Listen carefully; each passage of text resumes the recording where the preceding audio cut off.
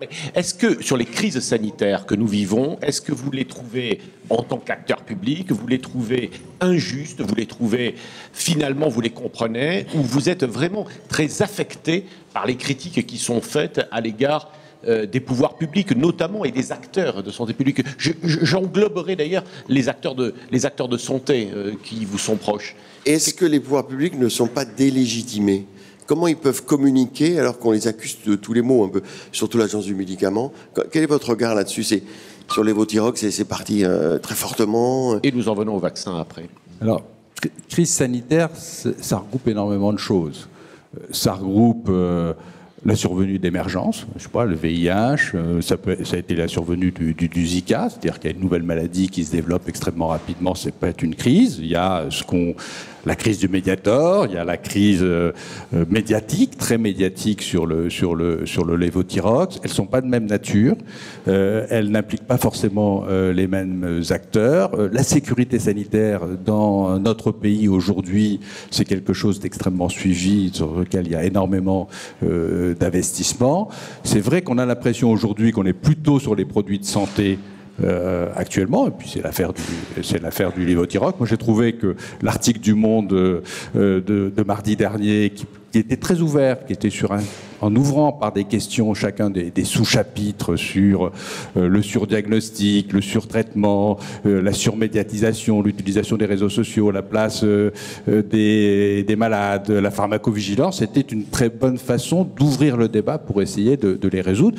Derrière, c'est la question du dialogue, derrière, c'est la question de la transparence, et derrière, c'est la question de montrer que la puissance publique travaille, essaye d'avancer. Il faut savoir à chaque fois en tirer les conséquences, faire du retour d'expérience pour pouvoir s'améliorer. On a quand même l'impression d'un petit château, d'un immense château de cartes. C'est-à-dire vous bâtissez, et puis les réseaux sociaux sont là, et dans le fond, tout ce que vous avez fait est finalement détruit. Donc, justement, Pascal, est-ce que ça suffira à lever la suspicion? Parce qu'on a une suspicion, les Français ont une suspicion vis-à-vis des pouvoirs publics, une sorte de château de cartes, là, on voit pas bien, et ça demeure quand même. Est-ce que ça suffira, cette transparence? Et puis Alain Michel-Sirletti, très rapidement avant de passer au vaccin. C'est la pédagogie, vous, mais oui, ça risque de prendre 10 ans. Il y a la 30... Non, parce que moi je considère... j'ai travaillé beaucoup sur la loi droit des malades à l'époque en 2002. Franchement, il s'est fait énormément de choses depuis la loi droit des malades. On a essayé de tirer des leçons d'un certain nombre de crises.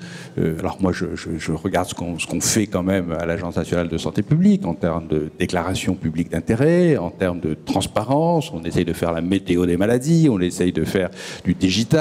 On a mis en place un comité d'orientation et de dialogue. Les associations de patients sont dans toutes nos instances. Enfin, vraiment, quand vous regardez ce qui se fait au sein de l'agence par rapport à ce qui se faisait il y a 15-20 ans, c'est un changement de paradigme énorme. Alors, pourtant, je ne dis pas qu'il n'y a pas de crise. Hein, et pourtant, voilà. Donc, honnêtement, il faut...